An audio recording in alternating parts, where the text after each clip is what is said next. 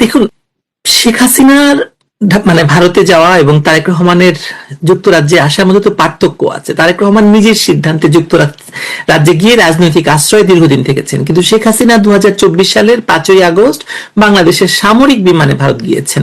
তাহলে এখন ভারতের উপর শেখ হাসিনার রাজনৈতিক কর্মকাণ্ডের দায় চাপানোটা কতটা যৌক্তিক? আর হচ্ছে, বাংলাদেশের রাষ্ট্রই যাকে সেখানে পৌঁছে দিল, তাকে ভারতে থাকার দায় পরে মানে ভারতের উপর চাপানো কি কূটনৈতিক ভাবে স্ববিরোধী কিনা? আপনি তো পররাষ্ট্রমন্ত্রী ছিলেন। অবশ্যই এটা কূটনৈতিক ভাবে স্ববিরোধী, এবং ভারতের উপর যেভাবে দায় চাপানো হচ্ছে এটি কূটনৈতিক শিষ্টাচার বহির্ভূত প্রকৃতপক্ষে। এটি আমি শুধু এক কথাই বলবো, যেভাবে ভারতের উপর দায় চাপানোর চেষ্টা করা হচ্ছে, ভারতকে আপনার অভিযুক্ত করার অপচেষ্টা চালানো হচ্ছে, এটি সিম্পলি কূটনৈতিক শিষ্টাচার বহির্ভূত। আপনি আমাকে সর্বশেষ অবস্থাটি কি জানাবেন কিনা, যে যে সবাই বলছে যে শেখ হাসিনা সেপ্টেম্বরের মধ্যেই ফিরে আসতে পারেন, এক মানে অনেকেই বলছেন যে তারও আগে হতে পারে। আরো খবর হচ্ছে, ধরেন বাংলাদেশের আজকে দেখলাম ইন্ডিপেন্ডেন্টও একটি প্রশ্নবোধক চিহ্ন দিয়ে বলছে যে আওয়ামী লীগের উপর থেকে নিষেধাজ্ঞা তুলে নেওয়া হচ্ছে। আপনি সর্বশেষ পরিস্থিতি বা সর্বশেষ অবস্থাটা সম্পর্কে আমাকে যদি জানান। প্রথমত, জননেত্রী শেখ হাসিনা ভেরি সিরিয়াস বাংলাদেশে ফেরত যাওয়ার জন্য। উনি একটা টাইম লাইন বলেছেন, সুতরাং সেই লক্ষ্যে তিনি যেমন প্রস্তুতি গ্রহণ করছেন, আমাদের দলও একইভাবে প্রস্তুতি গ্রহণ করছে। আর নিষেধাজ্ঞা তোলার ব্যাপারে আমি আসলে, নিষেধাজ্ঞা তো তুলে নেওয়া উচিত, ইমিডিয়েটলি তুলে নেওয়া উচিত, কিন্তু এটা আসলে সরকার কতটুকু করছে কি আমি সেটা আমার জানা নেই। পত্রিকার রিপোর্ট দেখে তো আমি মন্তব্য করতে পারবো না। তবে নিষেধাজ্ঞা অবশ্যই খুব সহসা তুলে নেওয়া উচিত, সেটি আমি এটি বাংলাদেশে যদি সুষ্ঠু রাজনৈতিক ধারা চালু করতে হয় তাহলে অবশ্যই সহসা আওয়ামী লীগের উপর নিষেধাজ্ঞা তুলে নেওয়া উচিত। আমি আবারও আপনাকে মানে আরেকটি বিষয়ের দৃষ্টি আকর্ষণ করতে চাই, যে বাংলাদেশে আবার সেই বোমা যুগ ফেরত এসেছে।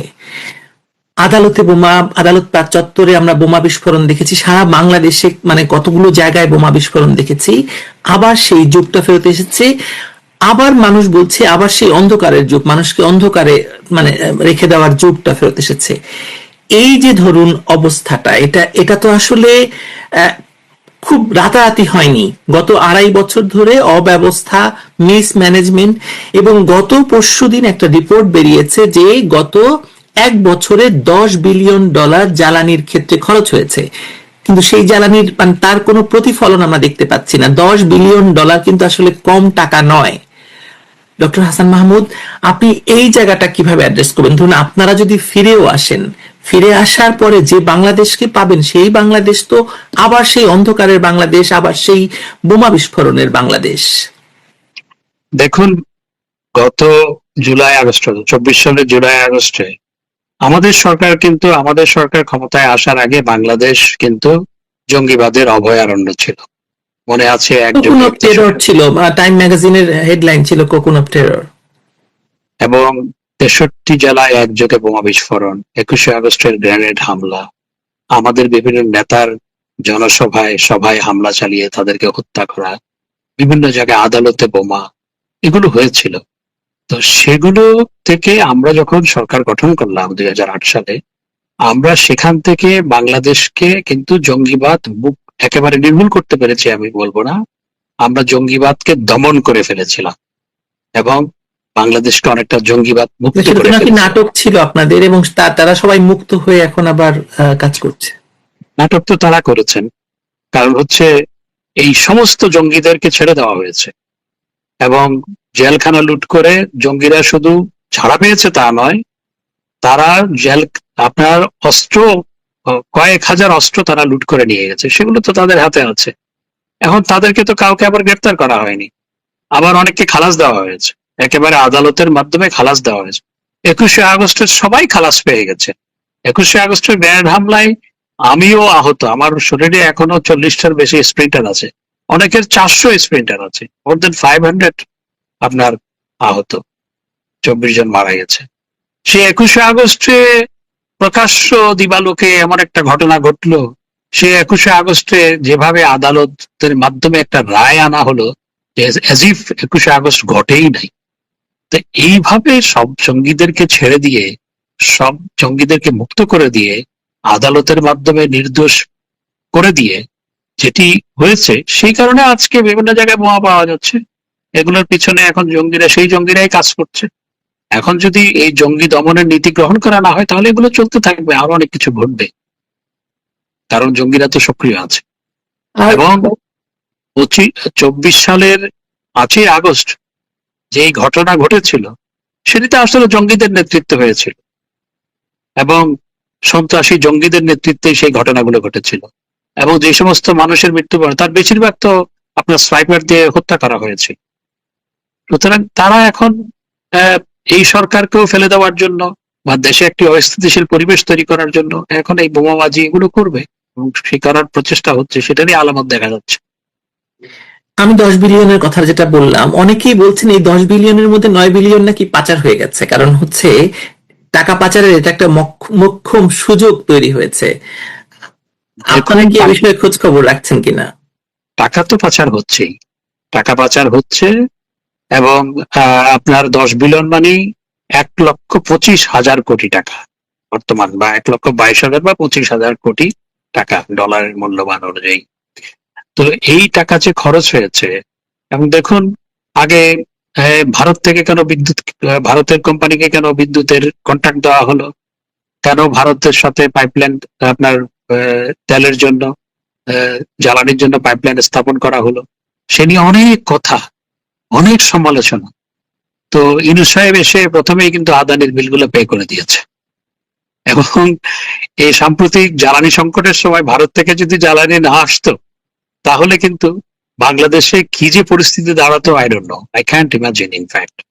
তারপর আপনার মাতার বাড়িতে আমাদের সরকার, জননেত্রী শেখ হাসিনা যে জ্বালানি মজুত করে রাখার জন্য যে ব্যবস্থা গ্রহণ করেছিলেন, সেটিকে ফেলে রাখা হয়েছিল, এখনো পড়ে আছে, সেগুলো ব্যবহার করা হচ্ছে।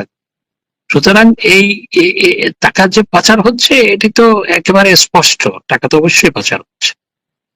হাসান মাহমুদ, আমি শেষ 2টি প্রশ্ন করতে চাই। প্রথম প্রশ্নটি হচ্ছে যে আমরা এই যে কূটনৈতিক দৌড়ঝাঁপের কথা বললাম, যে দীনেশ ত্রিবেদী উনি বাংলাদেশের 3জন মহারথীর সাথে কথা বলে চলে গেলেন দিল্লিতে, কথা বললেন নরেন্দ্র মোদীর সাথে, এবং ওদিকে আমরা দেখতে পেলাম যে সার্জিও গৌর, অজিত দোভাল 2 দিন ধরে বৈঠক করলেন এবং তারপরে সার্জিও গৌর একটা স্ট্যাটাস দিলেন। আপনার কি মনে হয় এই যে বাংলাদেশ ভারত সম্পর্ক এবং উপমহাদেশের রাজনীতিতে এইসব দৌড়ঝাঁপে ইতিবাচক কোন পরিবর্তন আমরা দেখতে পাচ্ছি কিনা? একজন সাবেক পররাষ্ট্র মন্ত্রী হিসাবে আপনার এই মূল্যায়ন কি এই গত কয়েকদিনের ঘটনার? দৌড়ঝাঁপ দেখতে পাচ্ছি, ইতিবাচক কোনো পরিবর্তন এখনো দেখতে পাচ্ছি না। তবে দৌড়ঝাঁপটা যে তারা যে এই নিয়ে সিরিয়াস, বাংলাদেশের পরিস্থিতি নিয়ে, এবং মার্কিন যুক্তরাষ্ট্র এবং ভারত যে নিয়ে কথা বলছে, সেটি স্পষ্ট, কিন্তু কোনো ইতিবাচক পরিবর্তন এখনো পরিলক্ষিত হয়নি। না, এখানে আরেকটি ব্যাপার মানে বলা হচ্ছে যে 24-এর যে আপনাদের সরকারকে ফেলে দেওয়ার এটা বাইডেন সরকারের পরিকল্পনা বা ডেমোক্র্যাট সরকারের পরিকল্পনা, এবং প্রেসিডেন্ট ট্রাম্পকে এসে সেটাকে কমপ্লাই করতে হয়েছে। কিন্তু যখনই ব্যাপারটা বোঝা গেছে যে এটা আমেরিকার জন্য খুব ভালো ফলাফল বয়ে আনেনি, আমেরিকার মনস্তত্ত্ব বা আমেরিকার ভেতরকার রাজনীতিতে তার একটা টানাপোড়েন তৈরি হয়েছে বাংলাদেশকে ঘিরে। টানাপোড়েন বলতে বোঝাচ্ছি যে মানে বাংলাদেশ নীতিতে এক ধরনের টানাপোড়েন তৈরি হয়েছে। আপনিও কি তাই মনে করেন কিনা? হ্যাঁ, ডেফিনেটলি আমাদের সরকারকে, সরকারের সাথে সরকার ফেলে দেওয়ার ক্ষেত্রে যদি কারো হাত থাকে, যদি, সেটি তো সেই সময় বাইডেন প্রশাসনের ক্ষমতায় ছিল। এবং প্রেসিডেন্ট ট্রাম্প তো স্পষ্ট বলেছেন যে $24 মিলিয়ন বাংলাদেশে সরকার পরিবর্তনে খরচ করা হয়েছে। বাংলাদেশের আপনার সরকার পরিবর্তন ঠিক স্পষ্টভাবে রেজিম চেঞ্জ বলেছেন করার জন্য খরচ করা হয়েছে, এটা তো প্রেসিডেন্ট ট্রাম্প স্পষ্ট ভাবেই বলেছেন। এবং ডেমোক্রেটিক পার্টির নীতির সাথে তো রিপাবলিকান পার্টির নীতি এক নয়, কখনোই নয়। এবং এবার প্রেসিডেন্ট ট্রাম্প এসে আরো বেশি স্পষ্ট করেছেন যে ডেমোক্রেটিক পার্টি যে সমস্ত নীতি অবলম্বন করেছিল, সেগুলো থেকে উনি পুরোপুরি সরে এসছেন। সুতরাং তাদের অর্থাৎ মার্কিন যুক্তরাষ্ট্রের অভ্যন্তরে অর্থাৎ যারা ডিসিশন মেকার, সেখানে যে এই নিয়ে আলোচনা হচ্ছে সেটা তো প্রেসিডেন্ট ট্রাম্প নিজেই স্বীকার করেছে, আমার বলার কিছু নেই। সুতরাং আমি যেটি মনে করি যে সাম্প্রতিক সময়ে যে সার্জিও গোর্ক এবং অজিত দোভালের বৈঠক এবং অন্যান্য বৈঠকগুলো, সেগুলোতে নিশ্চয়ই এই বিষয়গুলো উঠে এসছে এবং একটা ইতিবাচক পরিবর্তনের লক্ষ্যেই হচ্ছে বলে আমি আশা করি, কিন্তু এখনো কোনো পরিবর্তন লক্ষ্য করিনি। সর্বশেষ প্রশ্ন, প্রায়শই আপনাদের বিরুদ্ধে বা আওয়ামী লীগের বিরুদ্ধে সবচেয়ে বড় অভিযোগ গত 2 বছর নয় 1.5 বছর ধরে হচ্ছে যে আওয়ামী লীগের মধ্যে কোনো অনুশোচনা নেই, আওয়ামী লীগ ক্ষমা চাইছে না। আওয়ামী লীগ, আমার প্রশ্ন হচ্ছে আপনার কাছে একজন আওয়ামী লীগের কেন্দ্রীয় নেতা হিসেবে, এতদিন ধরে আওয়ামী লীগের সঙ্গে আপনি জড়িত, আওয়ামী লীগ মানে ক্ষমা চাওয়ার ব্যাপারে বা এই অনুশোচনার ব্যাপারে কিভাবে প্রকাশ করতে পারে বা কি করলে এটা প্রকাশিত হতে পারে? আর হচ্ছে আপনারা যে বলছেন আপনাদের তো জনগণের কাছে যেতে হবে, জনগণের কাছে না গিয়ে আপনারা কথাটা বলবেন কার কাছে, মানে শূন্যে ভাসিয়ে দেবেন কিনা? প্রথমত, যারা পুলিশ হত্যা করলো 3000-এর বেশি, অন্তঃসত্ত্বা মা থেকে শুরু করে, এবং আমাদের দলের শত শত হাজার হাজার নেতাকর্মী যে হত্যাকাণ্ডের শিকার হলো, এখনো যে মব সন্ত্রাস হচ্ছে, ডক্টর ইউনূসের সময় তো ব্যাপকভাবে হয়েছে, এবং জেলখানার অভ্যন্তরে আপনার যেভাবে আমাদের নেতাকর্মীরা হত্যাকাণ্ডের শিকার হচ্ছে, এবং আমাদের সরকারের জ্যেষ্ঠ একজন সদস্য, তিনি আপনার নুরুল মজিদ হুমায়ুন সাহেব, মৃত্যুবরণ করার পরও তার হাতে হাত করা, জেলখানায় মৃত্যুবরণ করেছে। রমেশ চন্দ্র সেন 87 বছর বয়স, তিনি জেলখানায় বিনা চিকিৎসায় নির্যাতনে মৃত্যুবরণ করেছে। কদিন আগে আপনার বরিশাল জেলা আওয়ামী লীগের জয়েন্ট সেক্রেটারি, সে মৃত্যুবরণ করেছে, তাও তার হাতে হাত করা। এবং এইভাবে যে হাজার হাজার মানুষ হত্যাকাণ্ডের শিকার হলো, সেগুলো নিয়ে কারো অনুশোচনা হবে না? সেগুলো নিয়ে কেউ ক্ষমা চাইবে না?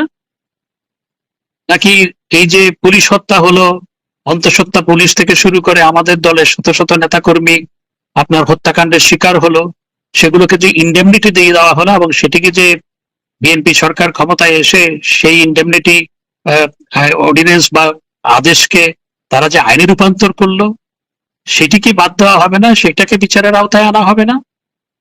সেটি আনা হলে তখন আমাদের প্রশ্ন আসবে, প্রথমত এগুলো দে হ্যাভ টু অ্যাডমিট যারা এগুলো করেছেন। হ্যাঁ, আমরা ক্ষমতায় ছিলাম, সেই সময় ক্ষমতায় থাকলে দায় থাকে, আমি দায় অস্বীকার করছি না, আমি দায় অবশ্যই অস্বীকার করছি না, ক্ষমতায় থাকলে দায় থাকে যে ঘটনা। কিন্তু কেন ঘটনা ঘটেছে? পুলিশকে যখন পিটিয়ে মারা হচ্ছে, লাশ ঝুলিয়ে রাখা হচ্ছে, লাশে আগুন জ্বালিয়ে দেওয়া হচ্ছে, আমাদের নেতাকর্মীদের মারা হচ্ছে, আমাদের নেতাকর্মী বাদ দিলাম, তখন পুলিশকে যখন মারা হচ্ছে, তখন পুলিশের তো আত্মরক্ষার অধিকার আছে।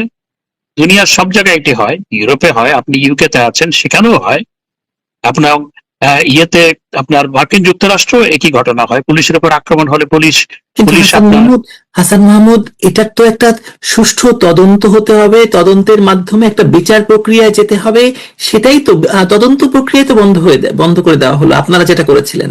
জি, আমি সেখানে আসছি যে জননেত্রী শেখ হাসিনা, আমরা যেহেতু ক্ষমতায় ছিলাম, তখন যেহেতু ঘটনাগুলো ঘটেছে, সেজন্য সেটির একটি সুষ্ঠু তদন্ত করে যারা আপনার দায়ী বলে আপনার চিহ্নিত হবে, তাদের বিরুদ্ধে ব্যবস্থা গ্রহণ করার জন্য তিনি একটি হাইকোর্টের একজন জাজকে দিয়ে তিনি একটি তদন্ত কমিশন গঠন করেছিলেন। তারা কাজ শুরু করেছিল, দেশের বিভিন্ন জায়গায় সফর করেছিলেন। সেই তদন্ত কমিশন বন্ধ করে দেওয়া হলো, তদন্ত কমিশনের যিনি হেড ছিলেন তাকে চাকরিচ্যুত করা হলো, তিনি যাতে কোনোদিন আর ওকালতি করতে না পারেন সেটিও করা হলো। তো এইভাবে তাহলে আপনারা এত মানুষ মারলেন, এত পুলিশ হত্যা করলেন, মব সন্ত্রাস করে, আমাদের দলের, আমাদের ছাত্রলীগের এক সেক্রেটারি পঙ্গু, তার 2 মাসের শিশুর জন্য সে দুধ আনতে গেছিল রাজশাহীতে, তাকে সেখানে পিটিয়ে হত্যা করা হয়েছে। জাহাঙ্গীরনগর বিশ্ববিদ্যালয়ের সামনে খাবার কিনতে গিয়েছিল আমাদের দলের ছাত্রলীগের একজন নেতা, প্রাক্তন নেতা, তাকে পিটিয়ে হত্যা করা হয়েছে। ঢাকা বিশ্ববিদ্যালয়ে খাবার খেতে গেছে, তাকে খাবার খাইয়ে তাকে পিটিয়ে হত্যা করা হয়েছে, আর এগুলোর কোনো বিচার হবে না, আপনি ইন্ডেমনিটি দিয়ে দিলেন। তখন আপনারা কোন মুখে বলেন আওয়ামী লীগকে আপনার ক্ষমা চাইতে? হ্যাঁ, অবশ্যই আমি অস্বীকার করছি না যে ক্ষমতায় থাকলে দায় থাকে, হ্যাঁ, কিন্তু দায় কি শুধু আওয়ামী লীগের? দায় সবার না? এই ঘটনাগুলো যে ঘটেছে তাদের দায় নাই? যারা রাষ্ট্রীয় সম্পদ পুড়িয়েছে তাদের দায় নাই? এগুলোর কোনো বিচার হবে না যে আপনারা ইন্ডেমনিটি দিলেন? সুতরাং এই প্রশ্নটা কেউ কেউ তোলে, সেটি আসলে অবান্তর প্রশ্ন, এবং এটি এক one side of telling that you have given indemnity, and for other side you are asking to apologize. It should not be like this. It can be like this. অশেষ ধন্যবাদ হাসান মাহমুদ। আমরা নিশ্চয়ই আরো কথা বলবো, কারণ মানে পরিস্থিতি তো দ্রুত বদলাচ্ছে, নানা রকম ভাবে পরিস্থিতি নতুন মাত্রা নিচ্ছে। আমরা কোনো এক সময় আরো আবার কথা বলবো। আপনি ভালো